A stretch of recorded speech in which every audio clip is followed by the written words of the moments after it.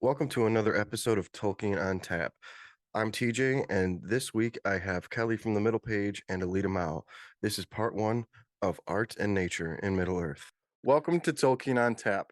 I've got Kelly and Alida here. Kelly, why don't you introduce yourself? Hi, everybody. Well, thank you very much for having me. Honored to be here, and it's so cool to meet you and to interact face to face with both of you. I am Kelly. I go by the middle page on socials, and yeah, have loved Tolkien since I was a kid and loved it so much. I ended up studying it in my graduate studies and never really looked back. So being a part of this community has been a part of my adult life for quite a while now, and I love every minute of it. So that's a little bit about me. Awesome. And what are you drinking tonight? I have red wine. I believe it's Tall Dark Stranger, it's Is it first, called. is it first stage wine? Yes. And it better not shatter. As long as Anatar doesn't come out of a forge, I think we'll be okay. Do you have a fireplace? I don't have a fireplace. Okay, I good. mean, I can just light a fire behind me if that is something that needs to be done. I No, we don't have to have a protect the wine at all costs. I don't have a Mhm. beautiful blonde elf who's actually a Maya, and I always do that. I did that with David and Lee, and I'm gonna do it again where I forget that the R is how you pluralize stuff. Anyways, I also have with me Alida, who is the artist who created the Tolkien on Tap logo. Alida, thank you very much. Tell us about yourself. Hi. So I'm Alida Mao on social media, and I've also been known as Sticky Bibe in some of like the Tolkien Reddit verse and on Discord. And I'm on more sort of the fan art side of things. So I've done some work with Fellowship of Fans and the OneRing.net. And yeah, I've been a fan of Tolkien basically since Fellowship of the Ring came out in theaters, and I just like haven't looked back since then. Nice. What are you drinking tonight? I am drinking a mocktail called Fruity Surprise, so I have no idea. Nice. Well, I mean, that is Surprise a to surprise. everybody. Yep. Right, exactly. I'm just drinking shitty American lager tonight. I didn't have time to get a new bottle of the Manos wine that I had on the other episode, but you know what? Whatever. It's just like but I'm gonna pretend it's some of the Gaffer's ale. So, Love it. Ali, you said since the Fellowship came out, how old were you when Fellowship came out? I was 11. You were 11. Nice. What do you remember about going to the theater and seeing that? Um, I didn't expect it to be as scary as it was. Like, I think like around that time Harry Potter had come out, and then I was like, "Oh, it's just gonna be fun." And then like I remember like Weathertop scared the crap out of me because it was like, "Oh my god, people actually get injured and Gandalf dies? What is this?" Spoiler alert. Oh, oops. No, no, I'm kidding. The movie's what 20, it's like 24 years old right now. Almost 24 years old right now. But that's awesome. How many times did you see it in theater? Uh, I know you were 11, so you're wait. kind of beholden to your parents, but Yeah, that was like probably once, and then like I was obsessed with it though, and I would like play around, and I'm like, I'm an elf, and I've got this stick, and I'm gonna like sword fight and stuff. And I asked for Lord of the Rings on the DVD for Christmas like that following year, and they got me the animated version. I was like so devastated. the Rankin Bass or the Yeah, Bakshi? because we had to wait like an entire year to like see it again, and I'm waiting and waiting. I'm like, my life is over. Oh no, that's awesome though. And Kelly, you said you studied Tolkien. Mhm. That's Yeah, I awesome. also yeah, s we're very similar in ages. I was, like, 13 when the movies came out. Mhm. My dad read me the books, and I studied English literature, for my undergraduate. I love reading, I love books. How could you not when your dad reads you The Lord of the Rings when you're a kid? Um, and yeah, so I actually, studied with Signum University, which many people know, But yeah, it was 2011, and they were just starting out, and I took a leap, and because I was studying at a like traditional university for my graduate degree, and I was reading all this in Tolkien and fantasy, and I really wanted to study fantasy, and I think it's such a worthwhile field for study. And at the time, many universities weren't really batting an eye at it. Um, and I think that that has changed now and was probably in the process of changing. But I just kind of thought this is sort of a no brainer, and it's not really the traditional route that I thought I would do. But I loved every second of it. So I studied modern fantasy, Tolkien, Lewis, mythologies. I studied Anglo-Saxon and Old Norse, none of which I really retain too much of, but but I had a blast doing that, translating some Beowulf, which is always it's been on my like my bucket list since I was probably in my first English class as a undergrad. One day I'm gonna translate some of Beowulf, and so yeah, doing all that was just a ton of fun. So yeah, I loved it, and I the Tolkien community within that, like, university, it was all online, was really, like, close with a close-knit community, and going on social media, on and off since then, I've been, like, in and out, but the past couple of years, it's been so cool to be in the community again, just in the realm of social media. Yeah, it has been great in the Tolkien community, and like I got started doing it stuff on Threads, and then I went to TikTok and everything like that. But and I'm a social butterfly, so I just try to meet as many people as possible. Um, but I don't know if either of you noticed when and for those who were listening and not watching this, when Kelly said she studied at Signum University, my jaw dropped open because I love the Tolkien professor. When I first found him, I was like, I need to consume every single thing that this man has done, and I actually didn't know about Signum until a couple of years ago. Mhm. Um, I didn't really know it was like an actual like you can go study school, and now I'm trying to talk myself out of like doing it right now. Like I have to wait just because there's too much. I'm just doing too much right now.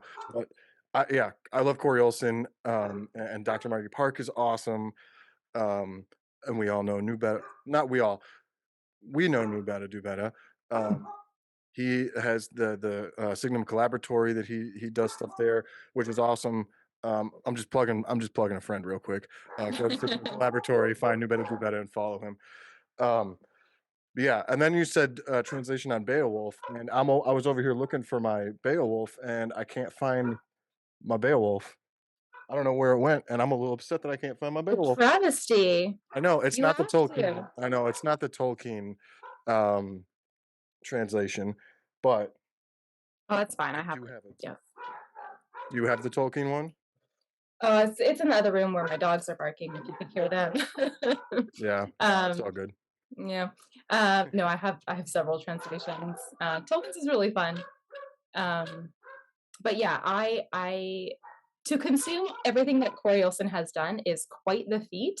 So I really recommend it, but it's a little time consuming because he has the Exploring the Lord of the Rings, which I think that so it started in 2017.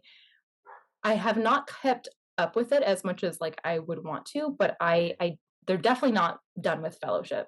Like, they are maybe in Moria. I don't know, but, 5 years no, 5 more than 5 years later, they're still on Fellowship. Yeah, But is that the same thing that he's doing with this? Because he's doing something with the Silmarillion too, right? No, he does the Silmarillion seminar, or no, not he has a Silmarillion seminar, which actually was the first thing I listened to, from him and actually got me through the Silmarillion for my first, read of it.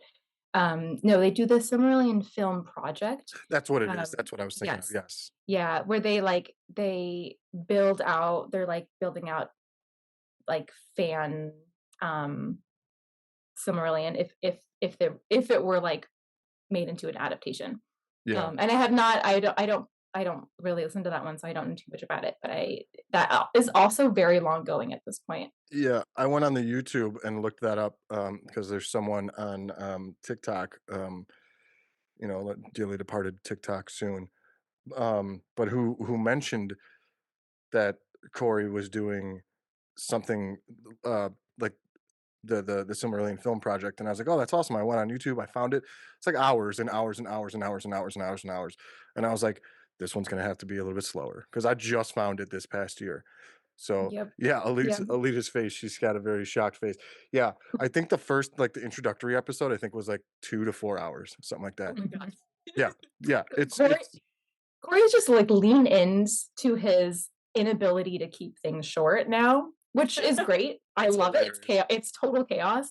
But he'll have like classes that he does, and he'll like intentionally like add on like 2 to 3 classes at the end of the session of just like you're not assigned anything, but I know we're gonna go over each week, and I know that we're gonna need those 2 to 3 classes. So he just like leans into it, which I think is fantastic. And let me tell you also, Corey will close down the bar with you because he's just like a Really? night owl. Yeah, he just does all this. I think he just doesn't sleep. I That's don't one of my know. dreams is meeting Corey Olsen. That oh, it'd be amazing if I got to meet. Oh, definitely Yeah. go to one of the moots that they put on Oh, because he's at I'm going to Westmoot. yeah, yeah, I'm sure he'll be at Westmoot. I mean, actually, I don't know, but Oh, I hope so. I'd be I hope surprised so. if he weren't. But yeah, he's a great guy, and I've known him for many years now. And yeah, absolutely. We just saw each other at San Diego Comic Con this past summer. Yeah, It's very cool. that's awesome. Yeah. Alita, I wanna ask you, when did you start doing fan art stuff? Because you brought up fan art earlier, and you Um, didn't just again, you did the logo for this, so I'm interested to know when you got into doing fan art, and it doesn't have to, like, be if it was Tolkien right away, just when did you start doing stuff like that, and, like, how did you like, was seeing the movie what got you to do fan art for Lord of the Rings stuff? um, Probably, like, I've been doing it since I could remember, like and I got into it a lot in high school, and then, some of, like, the video editing stuff, but, yeah, it was always, like, a hobby, and then it turned, like, slightly serious, I started out as a design student and then went into STEM and whatnot, but, like, um yeah, one of my first renders was Minas Morgul in, um, one of our CAD programs, so, Nice, how long did yeah, that take?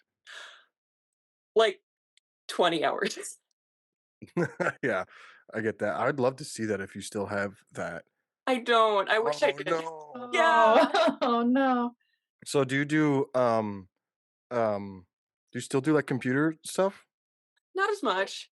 More hand-drawn stuff now? Yeah, like, I got into the digital stuff, like, just to kind of feel it out, but I don't know. I do like a couple different mediums. I really love like ink and watercolor, and I actually have like a bunch of archive fan art that I've never shared. From like reading the Silmarillion, and I was like doing field work in Alaska, and so I was like drawing like Muriel and oh my god, I'm gonna forget the names. I have one of Luthien and the Children of Hurin that were like ink and watercolor, and I really want to get back to that, but yeah, it's If you wanna share that on socials, I'd love to see that stuff, honestly. Yeah. I mean, don't feel like you need to just because I wanna see it, like, if you wanna keep it to yourself, that's cool, but if you wanna throw it out there, like, I'd love to see that. Who's your favorite to That's so draw? cool too. um favorite to draw. Yeah, do you have a favorite to draw, or is it Oh just, like, no, however the mood strikes you? it's like all mood based. Okay, that's Yeah. cool. Nice. You're gonna say something, Kelly, sorry, I didn't mean to speak over you. Oh, I was just enamored by everything that you were saying. That's so cool. And watercolor too is like it's such a beautiful but I feel like tricky medium. So that's really awesome. I think it also like lends itself really well to Tolkien's works. I think Oh, he did some watercolors He and just did. like I it's believe that yeah, isn't that picture of Sauron, the shadow the after the ring the is destroyed reaching reaching out, isn't that the watercolor? I think it is, and some of his early stuff is his non-Middle Earth stuff is he has some watercolors as well. Yeah, I'm currently going through his letters, and I really love the way he talks about, like, his art that he made for The Hobbit and The Lord of the Rings, and how he he's talking about a publisher, not a publisher, an artist in America, or he was talking to the publisher about the art for the American editions of the books, and he's deprecating a lot in his letters, like, he talks down about himself, but, like, in such, like, Yeah. like, jovial Englishman type way, and, it's, like, endearing and a little sad, but also, like, he said he felt like he wasn't, like, good at his art, and it's so funny because Mhm. now, like, I mean, I have Finrod's heraldry behind me that Tolkien did, and I will get this tattooed on me, but yeah, his art was great, and it's so cool that, like, his art inspires people like Alida to make her own art, and I love that. Um, yeah, like I said, I'd love to see some more of your work if you feel like sharing some. Oh man. If I ever find my old sketchbooks and like dig them out, definitely. Yes.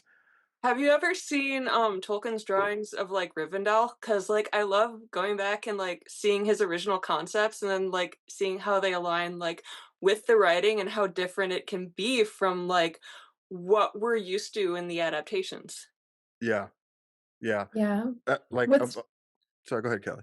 Oh, I was just gonna say, like, what's really cool is, yeah, I've recently went through, like, The Art of the Hobbit and The Art of the Lord of the Rings, and actually read I've had them forever.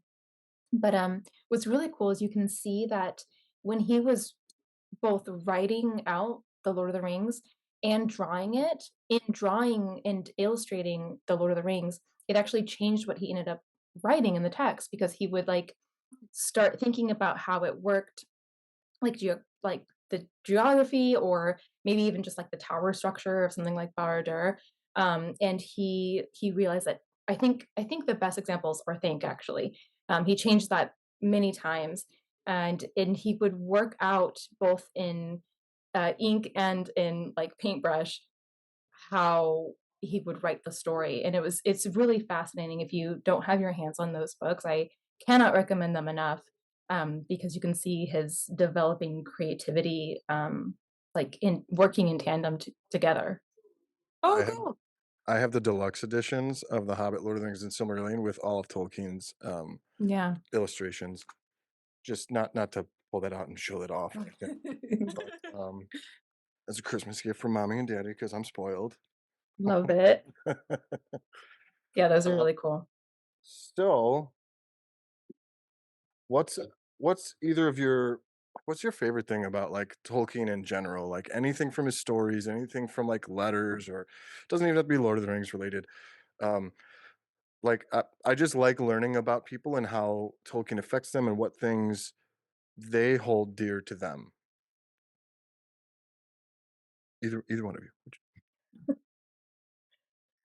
Um, I there's a lot. I think Tolkien's sensibilities towards nature, really speaks to me and something I care a lot about, and something he cared deeply for as well, obviously. And so I have grown up with his ideas of really being stewards to the earth around us, as something I hold in my daily life. So I think that is one of the most important things that anyone could take away from reading his works, and something that I love reading about. Um, I was thinking about what we're going to talk about in this podcast, and I have done several podcasts now where I talk about the goblins in The Hobbit, and, I guess I really love those too. I really love thinking about I mean, I guess it goes hand in hand with some of the, environmental messages because the goblins are so anti, environment and are machinery and control and power, um, using Earth instead of, really being one with Earth. But, I love talking about the goblins. I love, think about the inspirations for the goblins. I love thinking about Tolkien's inspirations on a wider level from the Anglo-Saxon poetry and texts that he was reading and consuming to even like King Arthur and Shakespeare, even though he would deny that he didn't really like Shakespeare, but he was clearly influenced by him. Oh yeah. I love looking at all of those things because those are all the great mythology and texts that I also love, and I think many of us do. So Yeah. that's kind of my bag. Wait, Tolkien being contradictory? I don't think I've ever seen that in Oh my any of his god. works. That man went The back on way so many things. so many things. The way that he literally talks about the inspiration for the goblins being uh like very influenced by George MacDonald, and then later in life being like, no, George MacDonald, who is he? I don't like him. Not that It's he it's really it's said like that, the but it's like the I don't write allegory, I hate allegory, but also like I totally write allegory and I can't really help it. Like, but I yeah, he's, man, I love you, but come on. I mean, it's he's so just human. It's like all of us. yeah, But absolutely. speaking of your the nature stuff, excuse me. I just was listening to because I do audiobooks. I have an hour drive to work, an hour drive back home from work. So Mhm, that's the easiest way for me to consume Tolkien now. mhm, Um, especially because like my ADHD makes me fall asleep when I read any book, which is ridiculous. Um, but I just went through the note about the was it the note about the Ents? No, maybe I saw a video. I think I'm doing this thing where I conflate a couple of things. I don't know if it was a note or if I saw a video where someone points out that um Beren had an army of Ents to go fight because he was never seen by mortal men again mm. except when God, what was it? The orcs come down to fight. See, and I have the worst memory. But anyways, it was so So do I. I'm pretty sure it's in one of the notes where someone asks I think someone asked him if Beren had an army of Ents, or he implied that, okay, so in future I will have things written down just in case. I'm just gonna have everything written down. I have books right here, but I'm not gonna. So we do this thing. I do this thing where like I'll be like live on whatever, like a TikTok or YouTube soon. And someone will have a question, and I'll be like, "Oh, hold on, let me get the book," and it's like 20 minutes of me looking, and I don't want to do that right now, but I just had heard, and I'm almost We'll find positive it's out. in one of the notes. Like I'm gonna have to go back and edit in like a addendum. It was this note at this Yeah. time to this person, but I'm pretty sure it said something about Ben having like an army of Ents, which I thought was the coolest. Oh, it was in the note because it said something about how Orome the male Ents were more akin to Orome, Mm, and the Ent wives were mhm. more for Yavanna. Yvonne. And I Mhm. just thought that was the coolest thing. Like, hold on, how did I not catch this? That Beren like went and fought with an army of Ents. And like people ask all the time, like, what would you like to see in live action? I want to see Beren Mhm. go use an army of Ents and beat the shit out of some orcs. That's what I I think want. that's yeah, I think we all want more Ents, Mhm. like, just Yeah. Oh go my into god. battle. What they did in Rings of Power with Winterbloom.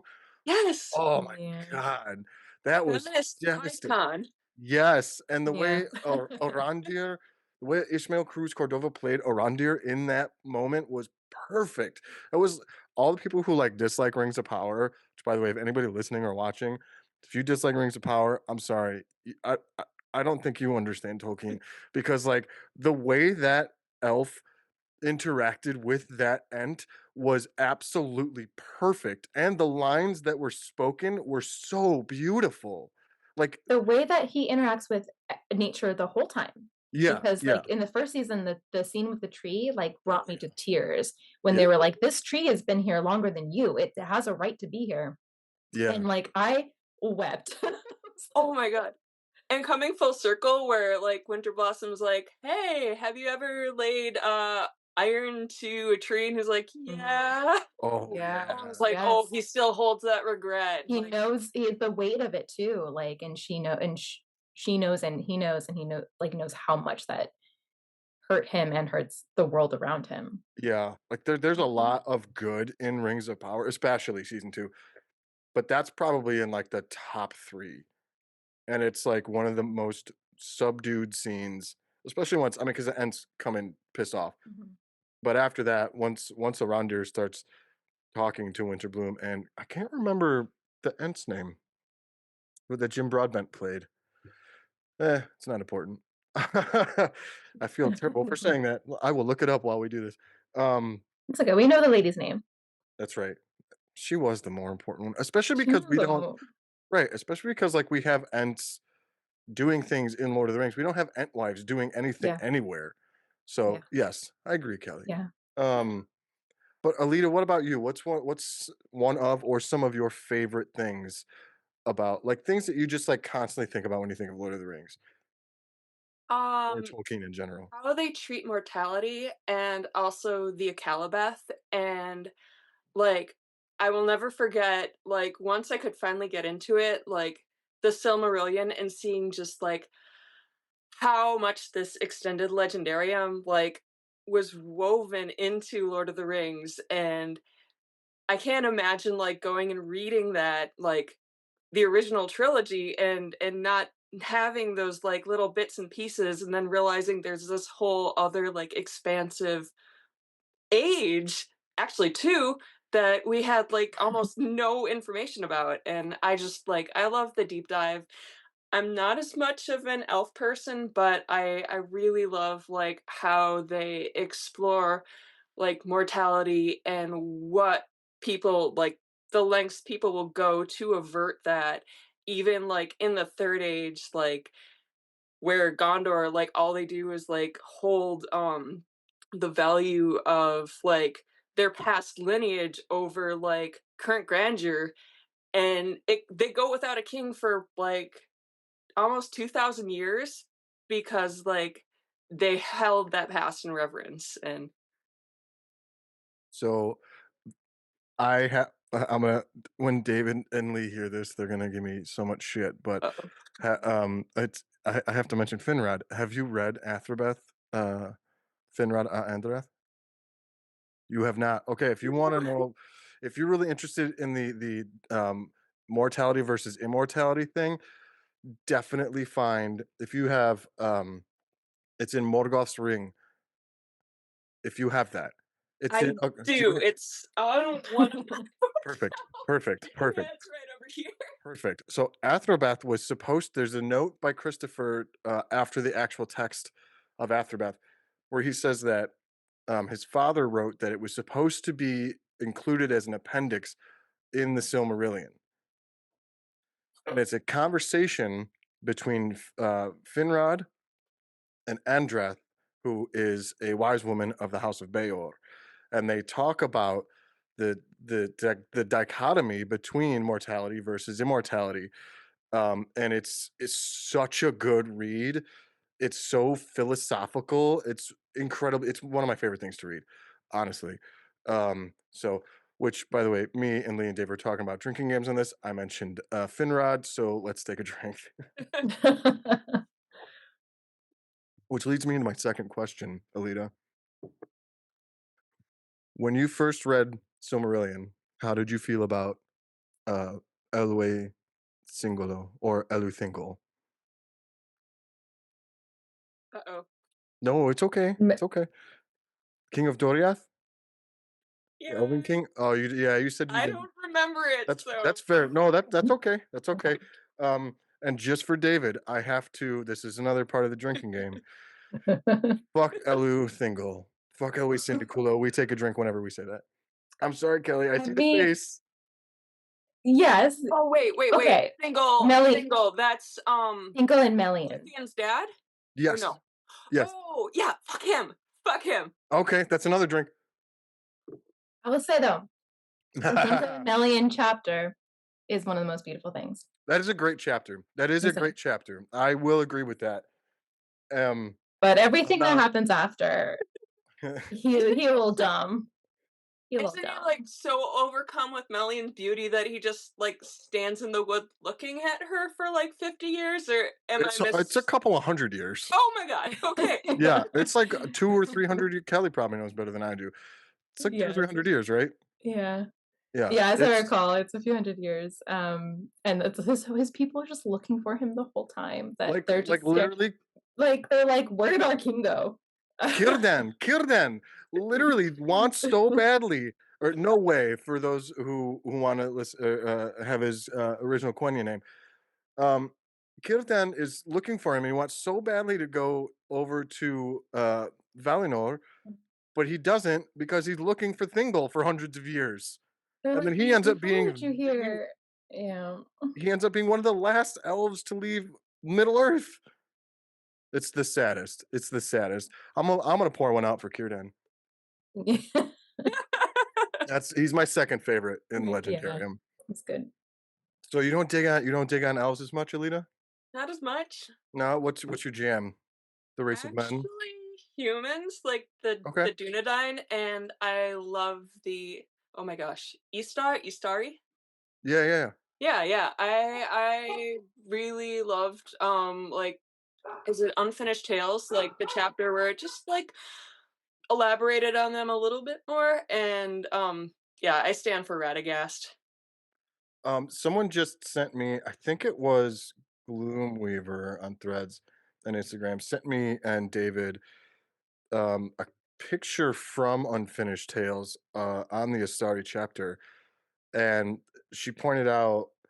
I mean, let me pull it up. She pointed out something really interesting that I had forgotten about, and I love when people do this when they're like, "Do you guys remember this?" Like, have you do we ever put this together? So it says, "Of this order, the number is unknown, but of those that came to the north of Middle Earth, where there were I need to learn how to read. I've only had 3 beers tonight. Let me do that again. Of this order, the Astari, the number is unknown, and then but of those that came to the north of Middle Earth, where there was most hope, got it that time. The chief were 5. There was more than 5 wizards, and I forgot about that. I had like literally just read that a couple of maybe 2 months ago. I I my remember mind got blown again. yeah, like for Rings of Power when it was like, "Who's the stranger? A blue wizard?" Whatever. I remember there being discourse on like, well, it could just be another wizard, another Astari, like, but we got Gandalf, it's fine. Yeah, yeah. Someone in there's a Discord that I rewatch Rings of Power in, and we were talking about the wizard, whether be a blue wizard or whatever, and Mm. I'm talking about how great Karen Hinz is. Um, and then they're trying to like recast, not recast, but like cast if it is a blue, like who's his counterpart? Mads Mikkelsen. Kieran Hinz is so good at the crazy eyes. I want I want Mads Mikkelsen just like staring dead eyed at me. That'd be so I great. am If the, so bad at actors, so I don't know who that okay, is, but do you remember Hannibal? The show Hannibal? oh, It- yeah, yeah. I haven't he's seen it, but I saw it. Yeah, okay, I he's see Hannibal. Yeah, promo. Okay, yeah. yeah, He yeah. was also in He exclusively plays like evil Rogue One? people, right? Yeah. no no because he's in King Arthur from 2004, which someone just rewatched and was like, "Oh, this is incredibly sexist," and I haven't seen it since like the early The one 2000s. with, And I have like, Keira Knightley and yes, yes, yes, yes, yes. yeah, Oh. yeah. Yeah, he's Oh, also in Mads is also in Doctor Strange. He was in Yes, Doctor that's the Strange. one. Yeah, he Remembering plays him knowing Caecilius. Thor and like, no. Um, oh, that's because Thor shows up in that movie. Does he? Yeah, Huh. They're all a yeah, blur to me. yeah. This is Tolkien on tap though. Screw Marvel. No, I'm just kidding. Marvel. I don't remember what we were talking about. Um, No, yeah, you were Blue surprised that there's wizards. more yeah, more, like, being oh yeah, reminded. that's one of the coolest things about the Legendarium is like there's just so many things, and like you either like haven't discovered it yet. Like there's a fair amount of stuff I still need to read. And I just keep inviting people who know more on the podcast just so I can learn things. That's the whole joke of this is like I'm acting like I'm having fun. I'm over here like taking notes. Like, okay, so I'm gonna learn about the Legendarium through people. Instead, I'm gonna have you guys read me the stuff. Have you gotten to the Notion Club papers? Because that's wild. No, Oh please my gosh. explain. I have not. Kelly's over here I nodding. I'm I still know, trying to, Kelly. like, understand it, but it was almost like a self-insert fan fiction with him and his, like, literary group, and there was, like, fake him and fake C.S. Lewis and a bunch of other people holding discussions on space travel and then, like, Oh, past that's what he life mentions in the memories to Numenor. that's what he mentions in the letters, Mhm. that's what he's talking about. Okay, Yeah. that's wild. Yeah. So That that's what, I believe that's how C.S. Lewis's, space trilogy came about, is through those conversations with Tolkien. If you I actually haven't read all of them, but his space trilogy starting with Paralandria, um, actually has a character that he named after Tolkien, and, they were like they challenge each other to write, science fiction. mm. And so that's what C.S. Lewis did, and then Tolkien kind of went the time travel route, and that's he started thinking about connecting Numenor. So that's kind of how he did that. I But yeah, just it's heard really that letter on the interesting. way to work today. Okay, I Yeah. didn't know how to connect the dots. Like, as he keeps bringing up, like, people are talking about, C.S. Lewis book Numenor, and he and Tolkien's like, "Well, it comes from Numenore," and, obviously, philologist that he was, he just explains the backstory. I also love how verbose Tolkien was, because as someone who talks a ton, which is why I like Threads, because I can, like, write, like, paragraph upon paragraph. Um, but yeah, I could not connect the dots, and I was just like, don't zone out, don't zone out, don't zone out," because like it didn't equate to anything for me. But okay, what was it called again, Alita? Notion club papers or some iteration of that. I'm trying to remember. I think it's in The Lost Road? Okay, Maybe. now I have to double check I my think stuff. it's either in that one or Soren Defeated. Oh, yeah, I think you're right on that I one. have the lost. Oh, Sauron defeated Yeah. is. I gotta see which, because I've got the 3 volume histories. So I'm sure it's in there. Sauron defeated is in there. Oh, like the big, big. Yeah, yeah, yeah. I Oh guess my I gotta gosh. take my hammer down and put it somewhere else. Well, I started like making a collection. Oh god, my book's gonna fall. Okay. So I started making a collection, and this Yeah, actually I've yeah. had these for a while. I just have not opened them. They're so intimidating. When they're presented that way, they're so intimidating to me. Well, so when Shibboleth was brought up, or Adar said Elenthila instead of Elencila, um, Lee flipped out and made those posts on all the socials, and I was like, "What the hell is the fucking Shibboleth?" And I had, like, just started talking to Lee, and I messaged her and I was like, What What what is this yeah. about?"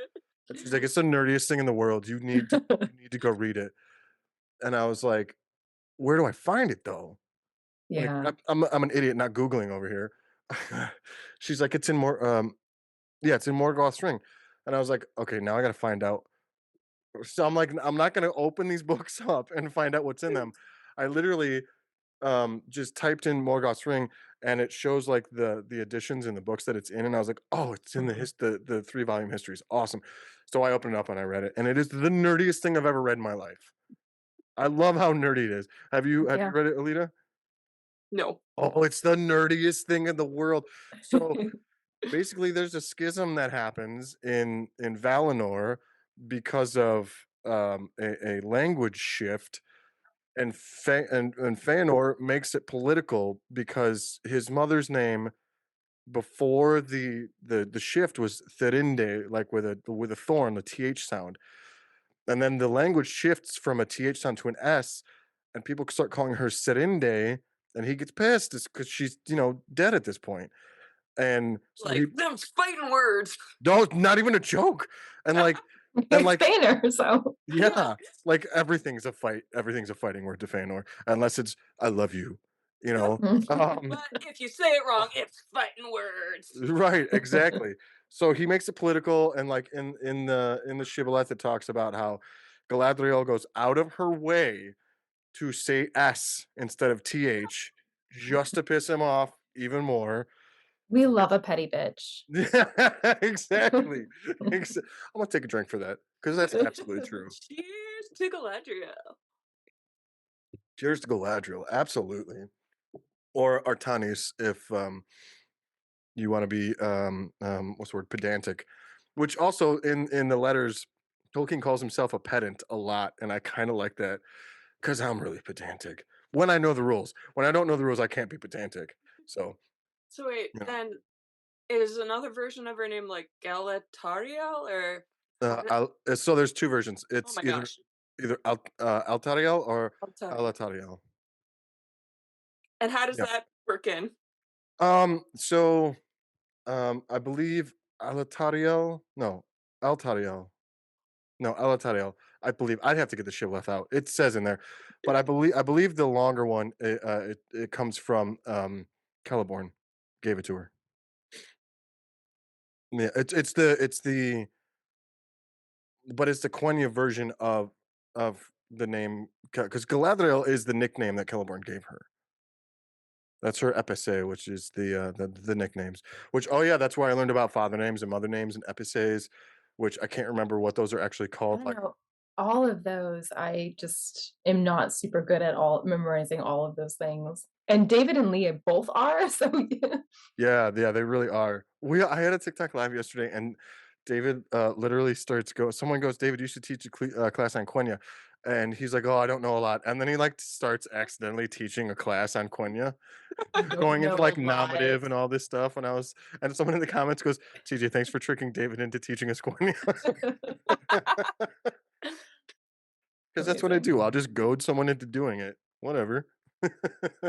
But yeah, if you have not read Shibboleth and you have Morgoth's Ring, which you said you did because you said you have for Yeah. Aftermath, read Shibboleth as well. It's so like read Shibboleth and then go at Lee on any platform and tell her you read it and what you thought of it. And she'll be like, "Oh my god, you read it?" It's her favorite. It's one of her favorite texts. Yeah, it's hilarious. Do either of you have a favorite text specifically? Alita, you said you liked Akallabêth. Oh yeah. Yeah. Yeah. What do you like about that so much? Um Just the misery of it all?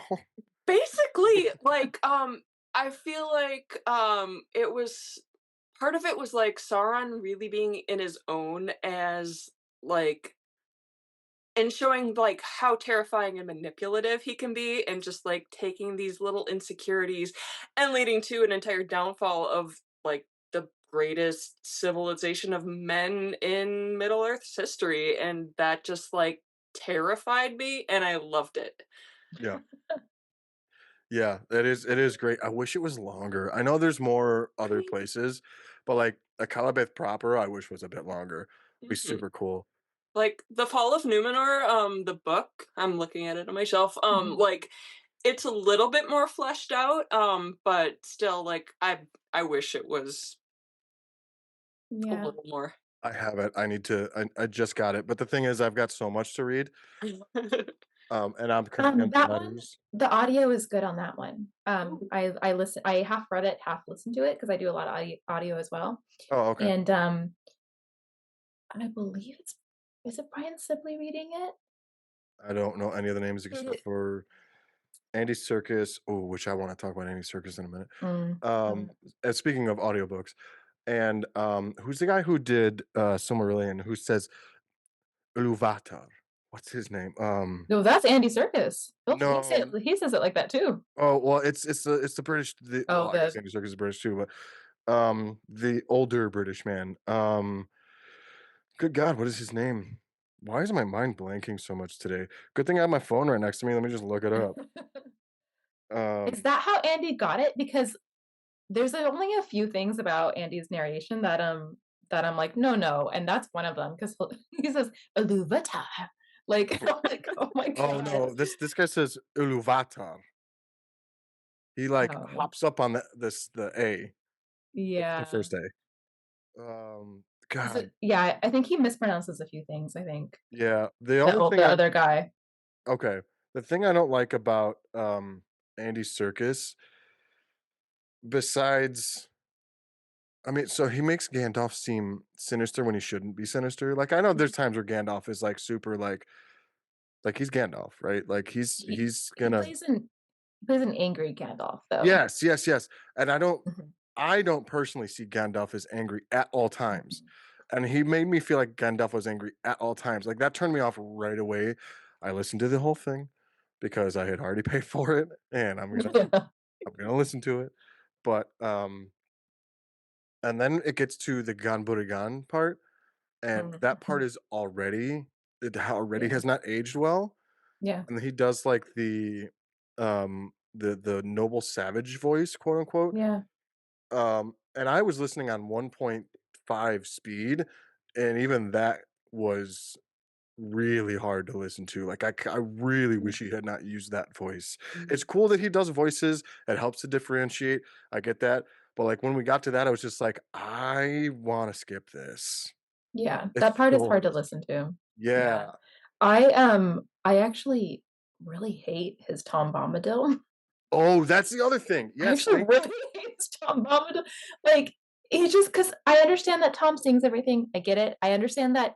I think I mean, we can get back to Rings of Power if we want, but, like, you. I Hey, think if this is in your heart, I want to Read hear it. reading Tom Bombadil is so different than being around someone who is like Tom or seeing him on screen, like, he's so annoying. He is so annoying on screen, like, What? I don't think he was annoying in Rings of Power, but Okay. I think that, like Except for episode 6. except for when he Oh, literally said the Gandalf line, Oh yes. god, yeah, let's talk No. about that in a little bit because I do wanna vent about Yes. that.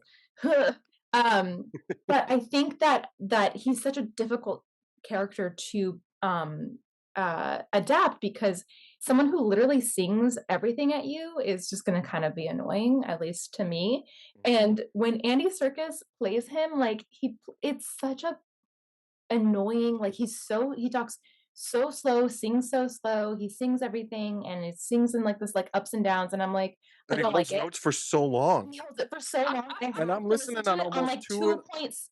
Yeah, I speed it up, I get through yeah, it, and I'm like, "God, move on."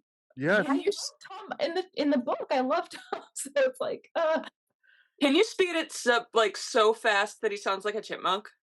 Because I don't have the audiobook, but I feel like It that doesn't might. change the pitch, unfortunately. Yeah. You'd have to record it and throw it through, like, an editing software. Uh, Martin Shaw is who I was thinking of, by the way. Oh, yep, That's actually how I first listened to the Silmarillion all the way through when I was an adult. Because well, not all the way through. That's when I started retaining things was yep, when I listened to it as an adult.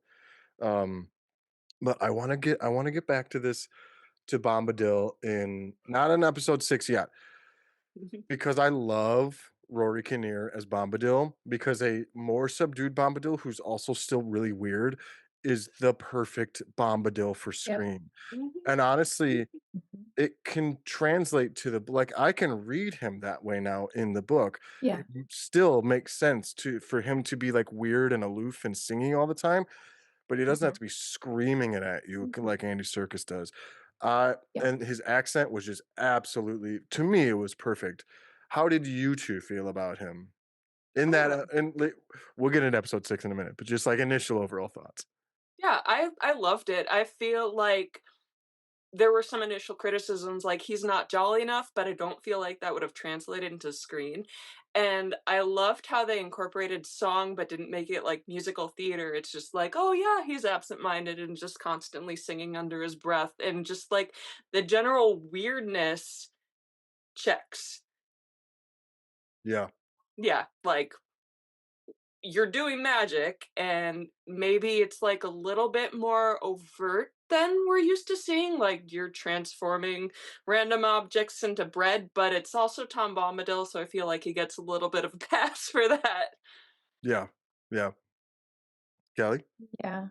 I agree. I really love Tom. I was excited to see him on screen, and I was excited to see the version that they were gonna give us, right? So, like, I didn't go into it thinking that it would be exactly the Tom on the page because tonally, that Tom Bombadil that Tolkien wrote on the page doesn't fit tonally with the Rings of Power.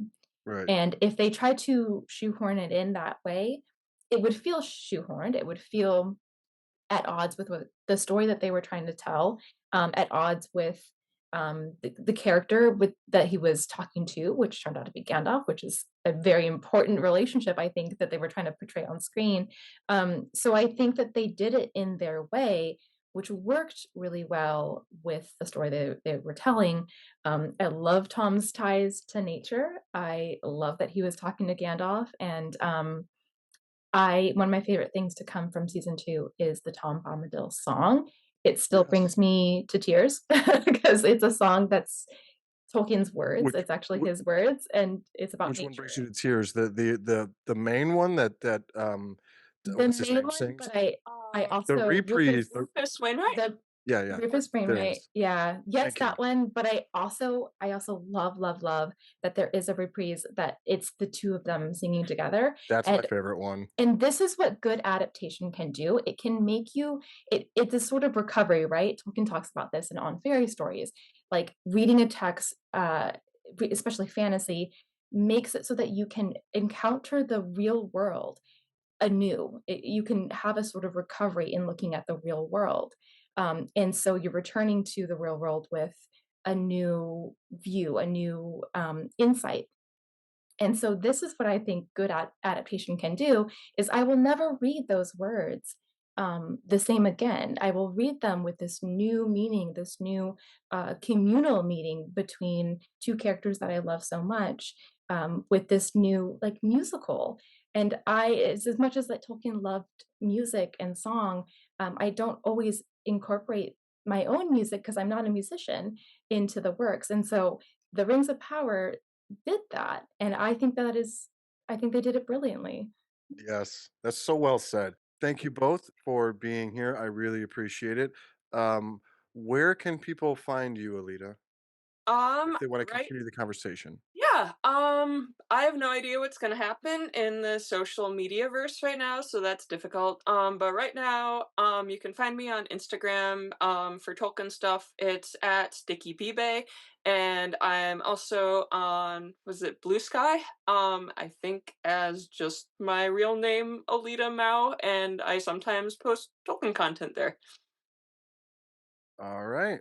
Kelly, where can people find you if they Uh, wanna talk to you, continue the conversation?